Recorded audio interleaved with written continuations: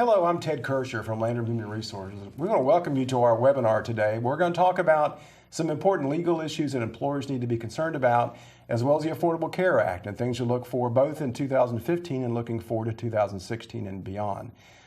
We invite you to send your questions to us. We will be taking questions during this live webinar. You can send us questions at landrumhr.com. And we also have a new ACA quick reference guide that's available to you. If you'd like a copy of our quick reference guide, simply let us know that through that same email address, questions at landrumhr.com. I would remind you that we are not offering legal or tax advice during this webinar. If you need tax or legal advice, please consult a professional. So I want to welcome to the webinar our panelists today. We have with us Amy Remington, General Counsel at Landrum. Welcome, Amy. Thanks, Ted. And Todd Torgerson, who's President of Combined Insurance Services. Welcome, Todd. Thank you, Ted. My pleasure. Great. Well, Amy, let's first talk about minimum wage. I know a lot of states have minimum wage increases tied to inflation. So what can we look forward to in 2016 regarding minimum wage? Well, you're right about that. Most states do. And in fact, Florida does. It's tied to the Consumer Price Index. However, for Florida this year and for North Carolina and South Carolina, minimum wage is not going to change. Minimum wage in Florida will remain at $8.05, and in the Carolinas, it'll be $7.25, and the tip credit will not change either. Okay, great. All right, let's talk about the National Labor Relations Board. That's a board that really has jurisdiction over virtually every employer in the U.S. Tell us a little bit about how the NLRB is constituted, and then some of these particular cases that we should be concerned about as employers. Sure. You hit the highlight when you said most employers are covered. That's right. The interesting thing is many employers feel like if they don't have a union, then they're not covered by the National Labor Relations Act. But that's not the case. They have jurisdiction over almost every single employer in the United States. So it is something employers need to be very aware of. The board is constituted of 5 members, and they're generally five people that are 3 are from the current administration. So currently we have 3 Democrats and 2 Republicans. If the parties were to change, that would change as well. They're 5-year terms, and so they roll in and out with administrations. And that's important because when you're reading decisions by the National Labor Relations Board, sometimes they tend to be more employer-friendly and sometimes they tend to be more employee-friendly. And if you have a matter pending, it's important to know the backgrounds of the people making the decisions. Okay. Well, let's talk about social media, how social media plays in the workplace and actually after hours with discussions about workplace issues. Let's talk about social media and the NLRB. Sure.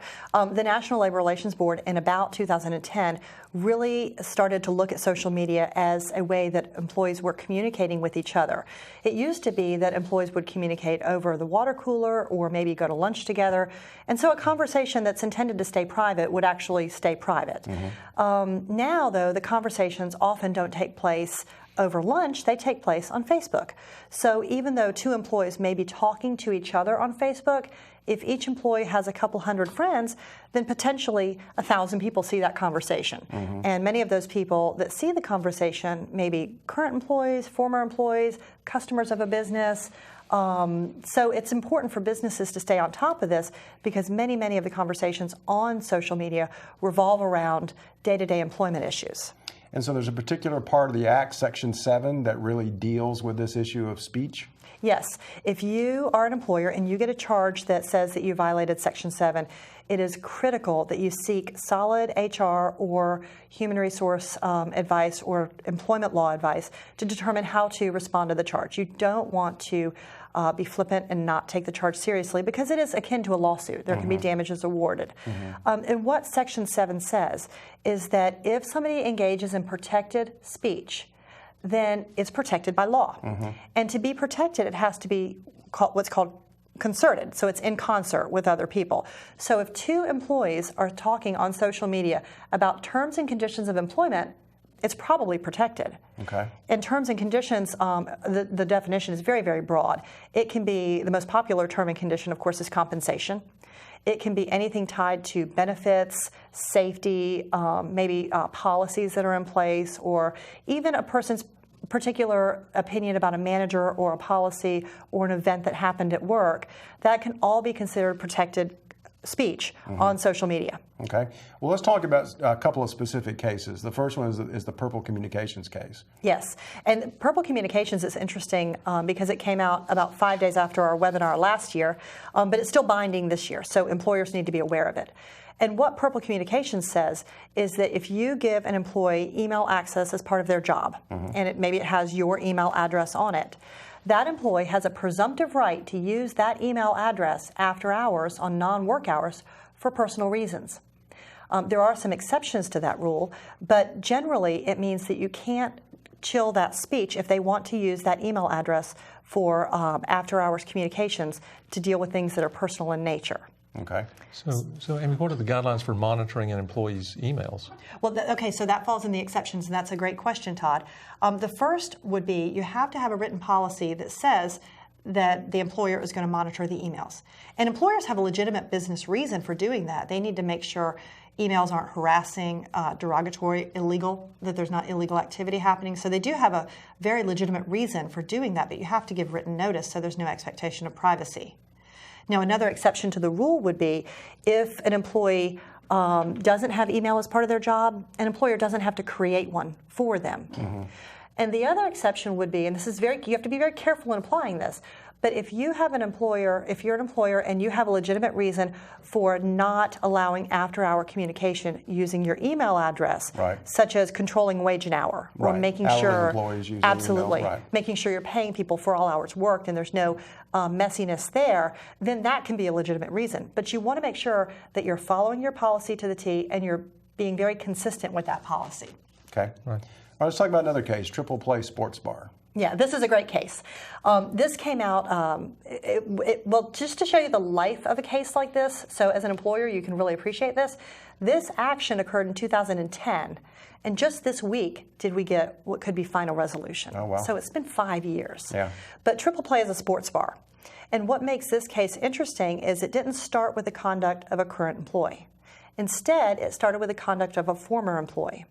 And what happened was the former employee received their tax notification for the year, and they felt like they should have had that Triple Play, the bar, should have withheld more taxes so they wouldn't owe at the end of the year. And they were upset, and they were talking on social media about this. So one employee piped in and pressed the like button, one current employee. Another current employee made a comment, and that comment was creative and colorful about what he thought of the particular manager, and was used a lot of flowery language, and also said that his tax bill would be incorrect as well. And both employees were upset. All three, the two currents and the former, were all upset because they felt like they shouldn't have to pay taxes because they should have been previously deducted. And so the next day, after they liked and made the comment on Facebook, they went to work, and their manager came up and said, well, you can't do that. You're essentially trashing your employer on Facebook, and you can't do that. And they terminated the employee who pressed like, and they not only terminated the employee who made the comments, but they also had their attorney write a cease and desist letter, which is basically a letter that says you must take this down because it's defamatory. So instead of taking the post down, both employees went to the National Labor Relations Board and filed a complaint under Section 7, which, like I said, is akin to a lawsuit. And the National Labor Relations Board looked at it and set forth some standards that are helpful for employers to understand what they can and cannot do in response to an employee action. So the standards they set forth were that the conduct was protected because it was concerted. It was between two current employees. Two employees, right. It involved terms and conditions because it was about taxes, which is compensation. And they said that the board found that even though the employer's tax methodology was absolutely correct, so the employee's statement, all three employees were wrong. They did have to pay the taxes. They said it wasn't maliciously false. So they set that standard of if it's false, it's one thing. If it's maliciously false, it may not be protected. But this wasn't maliciously false. Gotcha. And then finally, the big problem the board had in this case was that their policy was vague and used really vague terms to say you can't disclose trade secrets, you can't discuss confidential information. And the board said that's too vague. You have to tell employees specifically what conduct's allowed and what is not allowed, but overbroad statements will get you in trouble every time. Okay. And the interesting thing about this is just this week did the Second Circuit Court of Appeals look at this and agree with the National Labor Relations Board. So it's actually now been looked at by a federal court. Gotcha. Okay. Yeah. So to help us deal with this complexity, you've come up with 3 rules about how to govern speech by employees on social media. Yes, 3 simple rules. The first one is don't chill protected speech. And what I mean by that is if you're an employer and you hear employees talking about something, or if you see it on Facebook, engage with the employee and find out what is really wrong. Because very often, Ted, you know this as well as I do, if you talk to your employees and they have a concern, if it's legitimate, deal with it. Mm-hmm. And if it's not a legitimate concern, you might be able to explain to them why it's not a legitimate concern. And transparency is the key. If employees trust you, they won't hopefully go out on Facebook and voice their concerns. But so that's the first one is just be really honest and transparent with employees and don't try to tell them that they cannot have these conversations. Right. I know your second rule relates to adverse action. Right. Anytime you take adverse action, if it is protected speech, it will be considered retaliation. And an adverse action doesn't have to be just a termination, although that's the worst adverse action. It could be a demotion or a change in geography for a salesperson or a change in title, anything that adversely affects employment. Right. And the third rule relates to policies. Policies. And the rule is don't be overbroad. And the triple play case is an example of that. Now, the good news is the board has on its website a great sample policy from 2012 that has very reasonable terms. It says employees have to be respectful, they have to be kind, they can't engage in illegal activities, and here's the other standards. So it's actually a great policy for employers to look at and kind of compare their social media policy to. Gotcha. Okay. And this is for employers of all sizes. It is. Again, whether you're a small employer, a large employer, union, non-union, it doesn't matter. It's public or private as well. Gotcha. So social media has been one hot topic this year. The other hot topic has been the Department of Labor and the change in the Fair Labor Standards Act. So there's been some rules published for comment. The comment period's over now, but talk to us about the Department of Labor and the Fair Labor Standards Act. That is a super hot topic, and the interesting thing is we don't have any solid answers to provide right now. I suspect in next year's webinar we'll have solid answers. From what I understand, the rules will be final late next year, but right now what we believe, based on, I went on whitehouse.gov just this morning to double check to make sure the numbers hadn't changed, is that the exemption status will change. So any person who currently makes under $455 a week is entitled to overtime. But if you make over that, you're not. So that number will change to $970 a week, or about $50,000 a year. So regardless of what your job title is, if you make less than that amount, you will be entitled to overtime going forward. Gotcha. They're going to adjust the duties test too, but just for budgeting purposes, I think it's important for employers to look at those numbers, and any employee who makes less than about $50,000 a year, start calculating how much overtime they work and what that might translate to in the future for budgeting purposes. I know we've talked to a lot of clients recently about making sure their salary employees go ahead and track their actual hours worked and not just put down 8 to 5 Monday through Friday, but actually begin to track their actual hours worked, because to prepare for whatever might come with this change in the Fair Labor Standards Act. Absolutely. That's great advice. Yep. Absolutely. Yep. Well, Todd, let's talk about ACA 2.0. Our favorite subject. It's kind of here now. We know that there's some things that really come into play this year and well, 2016 going forward. So we really are in ACA 2.0. We really are, and although we're entering into the second year, a lot of it, or most employers, haven't really seen the full effects of this yet because they haven't paid any fines yet. Some of them are going to be subject to payer play legislation that haven't been in the past.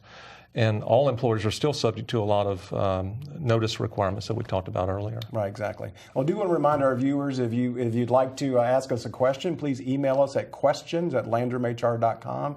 And also, if you'd like to request our quick reference guide to the ACA, just write us at questions@landrumhr.com. So, Todd, let's talk about some things that they've been in place now for a little while. There's something employers should be doing.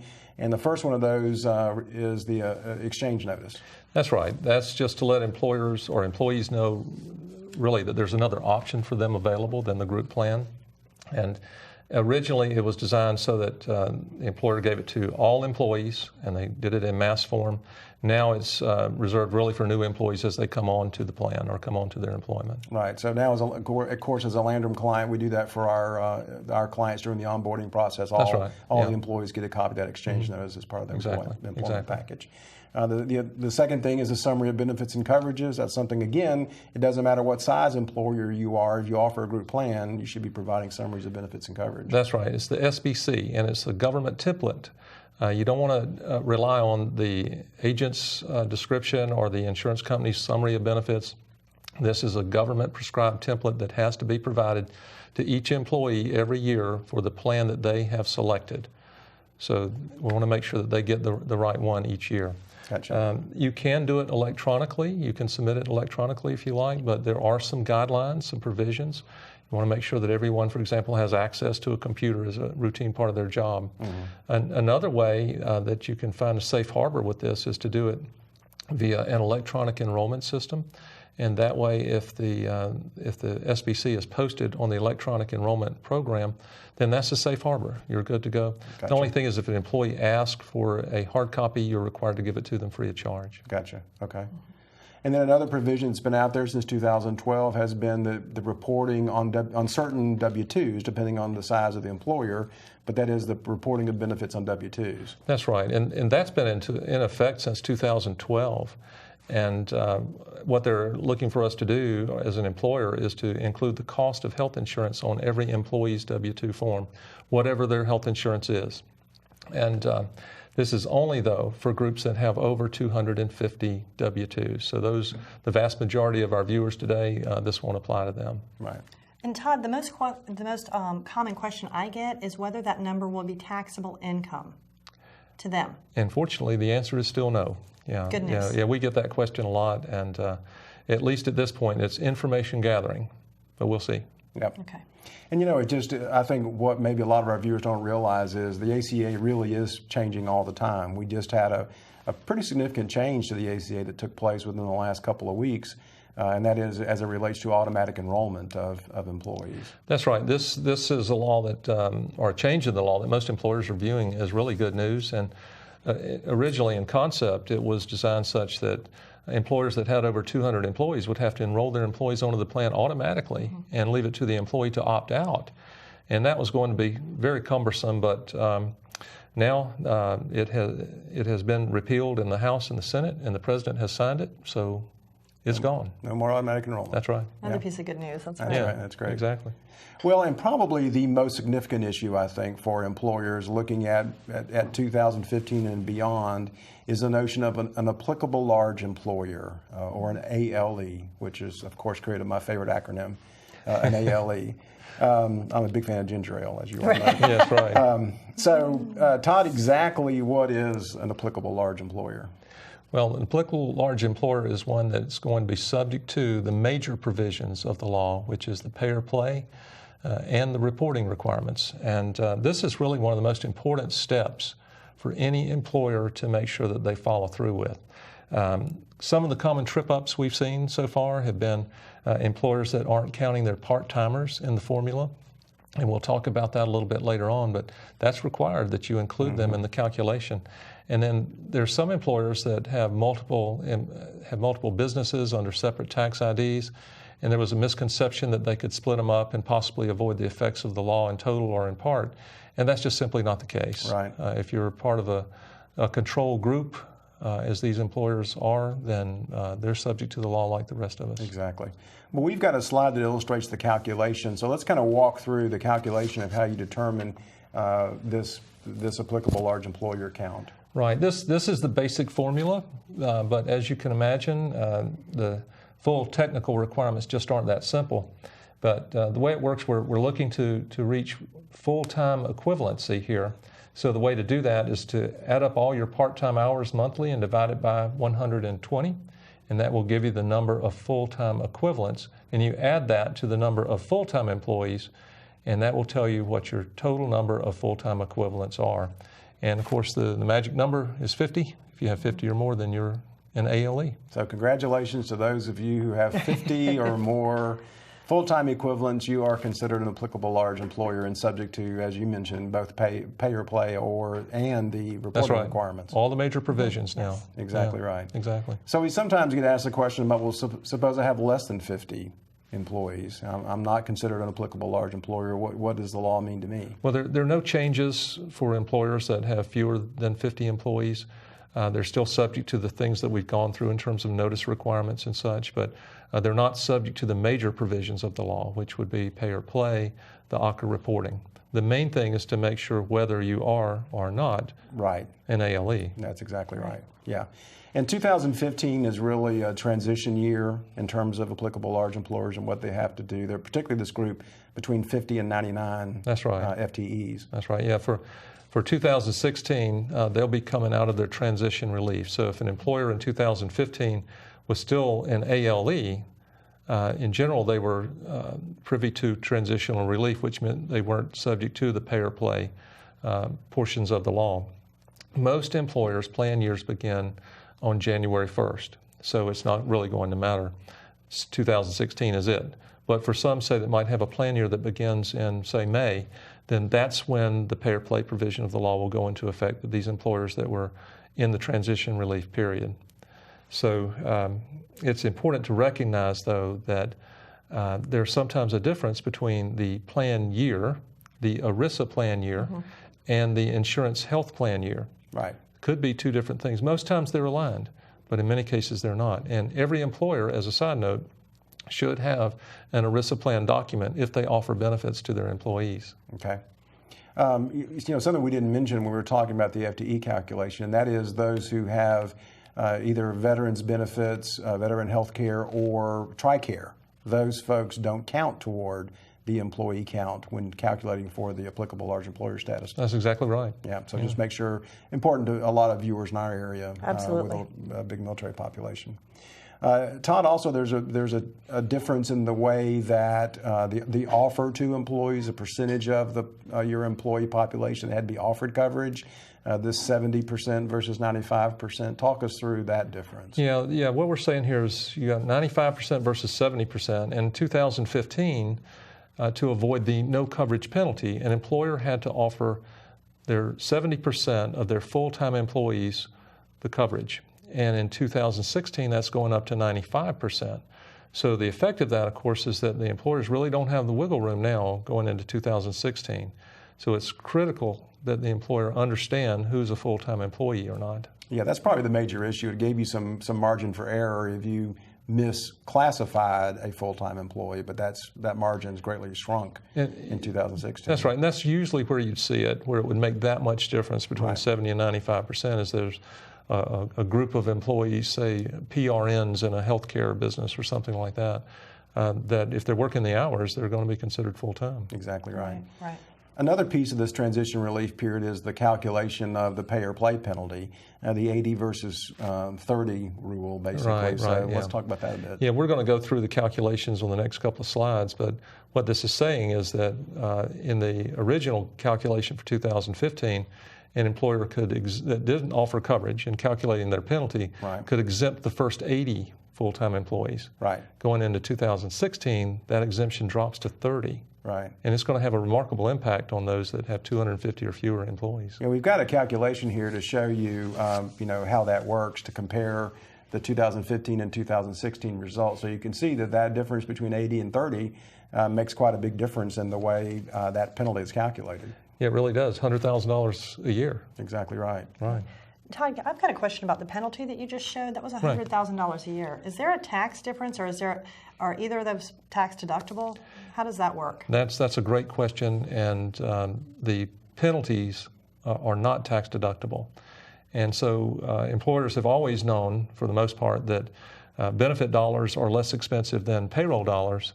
Well, going forward, benefit dollars are going to be a lot less expensive than penalty dollars. So when you're calculating pay or play, not only do you just need to run those initial numbers, you need to talk to a CPA as well to figure out what the tax implication might be. You need to run through your tax model and see where you land. Okay. It's a big difference. Yep.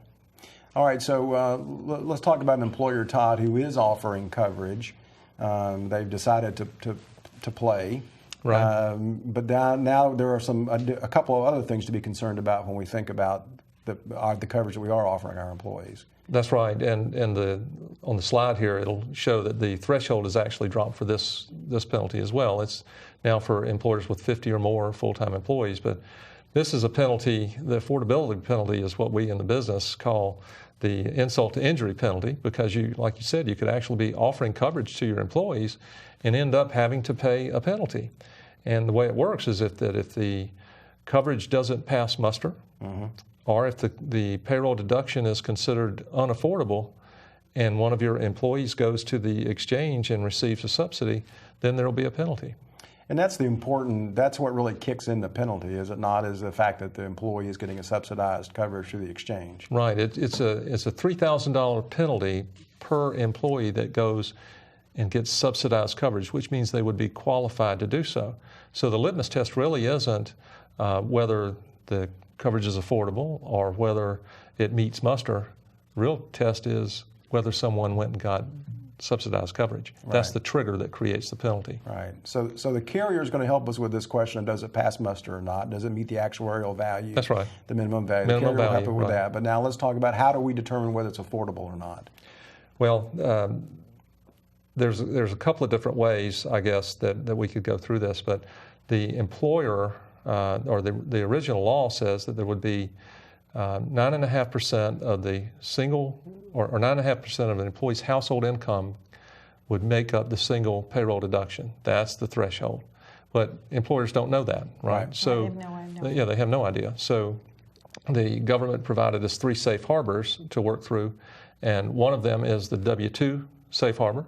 The other is the rate of pay safe harbor, and then finally the federal poverty level. And for employers that are paying 100% of the single cost or very close to that, for a plan that meets minimum value standards, any of these tests will work just fine for them. Right. Outside of that, they're going to need to do some testing to see which of these safe harbors is going to work best for them. Gotcha. And then the other key provision here is to make sure, we talked about this a second ago with the 70 and 95%, but that is how we calculate who's considered a full-time employee. Right. And we've got a couple of ways to go, with that. I mean, Right, basically we're talking someone who works more than 30 hours a week. If it's that straightforward, that's a relatively easy calculation. Yeah. But what about for variable hour kind of employees? Look, this determination of a full-time employee, to me, is the most critical aspect of the law for an applicable large employer. It really is. And the thing that employers need to recognize is that it doesn't matter what they want to call an employee or a group of employees, or how they classify them as full or part-time. We run into that a lot. The only thing that matters as it pertains to ACA is whether the employee is averaging 30 hours a week or more. Mm-hmm. That's the only thing that matters, not what they're called or where they're slotted, none of that. So you're right, there's 2 methods. One is very straightforward. It's called the monthly assessment. Every month you look at an employee and see if they're averaging 30 hours a week. If they are, they become full-time, eligible for benefits. That doesn't work real well if you have a lot of variable hour employees, and they would be dropping on and off the coverage, creating a lot of administrative burden, not to mention disruptive to the employee. So we have another methodology, which is called the look-back method. And under that methodology, you're able to take up to 1 year, which is the most common approach, and look back over 12 months to determine if an employee has averaged 30 hours a week. After that measurement period is up, you have a 60-day window called an administrative period to do the math and get them on the plan if they need to be on the plan. And then subsequent to that is what they call the stability period. That's the period in time in which the employee is eligible for the health insurance. Not only the health insurance, but the employer's contribution for the health insurance. Right. So if you have a 1-year measurement period, guess what? You're going to be on, and that employee becomes eligible, you're going to be on the hook for 1 year health insurance for them, regardless of what their hours go to. Exactly. So this sounds like a really complicated thing to determine, because you're using 2 different methods, and you've got permanent employees and variable employees. Is there a simple employer solution? What are employers doing to calculate this correctly? Because there is such a small margin for error.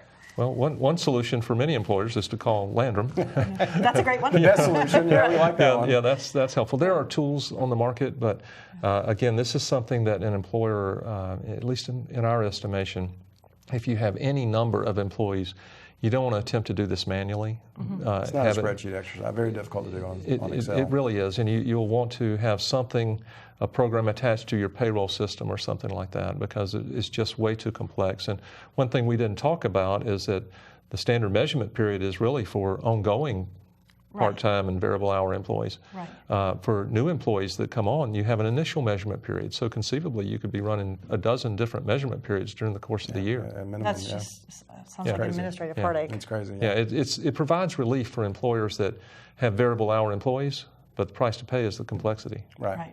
Well, let's talk about, we mentioned applicable large employers, those with 50 or more employees, or full-time equivalent employees in 2015, have some new IRS reporting requirements.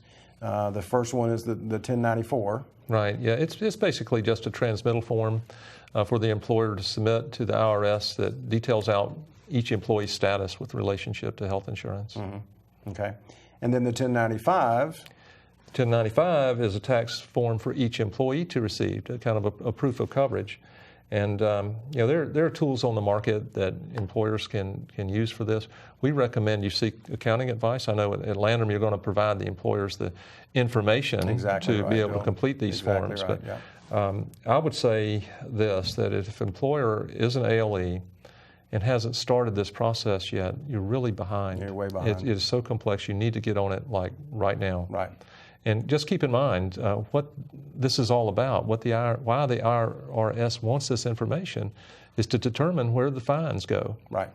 Which individuals, which employers are going to get fined. Right. So that's the whole purpose. Right. So speaking of that, there are fines for the individual. There is an individual mandate out there that we're all, or nearly all of us, are supposed to have coverage. So let's walk through the individual mandate. Right. The individual mandate is still with us, and the good news is that coverage is available on the market to them. It's guaranteed issue, no medical questions asked. There are no exclusions for pre-existing conditions. So all that's behind us now. But it's open enrollment now for the individual market, and we're seeing premiums have increased. They seem to be increasing at a rate higher than that of the subsidies that many people have been eligible to receive over the past year. One thing, or a couple of things. One is that as folks are evaluating these plans, to be careful. If you're looking at, say, 3 plans with the same company, and the benefits look identical, and the rates lower for one plan than the other, then look at the network of providers, because that's how they get the price lower, is by having a very restrictive network. And that's one of the things that, if you've read the news, that's been some of the dissatisfaction with some of these ACA plans. Right. The other, just a little side note for our employer groups, is that employers are generally precluded from purchasing health insurance, or individual health insurance rather, for their employees. Right. Very, very dangerous practice. It is. They can't just pay an additional sum of money for that. Yes, that's right. The IRS has been very specific about it. Yeah. So then there is a penalty. There is a penalty both in 15 and 16 with the individual mandate. That's right. Penalties for 2015 were 2% of your income, or $325, whichever was greater, and that's moving to 2.5% now, or $695, whichever is greater. Yeah. All right. Let's talk going forward. There are still a couple of issues, major issues, left to be dealt with the Affordable Care Act, and one is non-discrimination methods and testing with plans. Yeah, non-discrimination testing was a part of the original law, and there are still no regulations for that. So while there are no regulations issued, employer groups are not subject to it, at least the fully insured employers. And what we are saying, though, to our fully insured groups is to try and trend toward non-discriminatory practices with who's offered coverage, what the payroll deductions are, or employer contributions, so that if the regulations are issued, that you're not experiencing a huge shock factor at the time. Right. And then 2018, we have the famous little cutesy name, the famous Cadillac tax. That's right. That kicks in 2018. Yeah, those of us in the business call it the Chevrolet tax. When you look at how it's put together, you might agree with us, because what they're saying is in 2018 that if an employer offers coverage that has an overall cost of over $10,200 for single, or $27,500 for the families, then the amounts over that will be subject to a 40% excise tax. And by the time 2018 rolls around, there will be a good number of plans out there that aren't necessarily Cadillac plans that could result in a tax. Right. So right now there's a lot of concern about it in Washington, D.C. and on both sides of the aisle. So we're just going to have to see what happens. There is a possibility that this piece of the law could be repealed, but at this point we just don't know. Right. Right. Well, let's kind of recap, if we could, the issues that we've talked about with the Affordable Care Act. We talked about the exchange notices. That's something that every employer, regardless of their size, should be providing to their employees. We've talked about the applicable large employer, the ALE status, that comes into play really in 2016 from a reporting requirement. And then you've got those two new IRS forms, the 1094 and 1095, and your status there obviously is very important in determining that. If you've not begun to collect that data, you really should. We're going to go to the questions that we've received. If you'd like to ask us a question, send it to questions@landrumhr.com. Also, if you'd like to request our ACA quick reference guide, just send us a note there at questions@landrumhr.com, and we'll respond to it. We'll get to all the questions that we can before our webinar is over. If we don't get to your question today, we'll get back to you via email. So I'll read from the teleprompter here. The first question we had is, what are the requirements for businesses with less than 10 employees? Well, as it pertains to ACA, it's the same requirements for groups that have fewer than 50 employees. Exactly. Which are essentially the notice requirements that we Right. discussed. We talked about, right. Yeah. Our second question, if you only have one employee and you want to give him health insurance, what's the best way? Well, Amy, why don't you talk about how not to do it? Well, like we said earlier, you can't just increase somebody's pay for the purpose of having them enroll in a health plan. Go out and buy their own individual plan. It's pretty clear that we can't do that. That's the way you can't do it, but how can you do it, Todd? Group plans are available for groups that small. That's the best way, right? Yeah, there are guidelines, but they are available. Okay. Our third question, how do you calculate the number of employees to be required to file the Form 1095-C and 1094-C? Is it based on the total number of W-2s that you'll issue, or is it an average of the number of employees per month? So this is that whole calculation question we talked about earlier. We just need to use the formula to determine if you're an ALE or not. Use the FTE formula. That's we talked exactly. about earlier, right.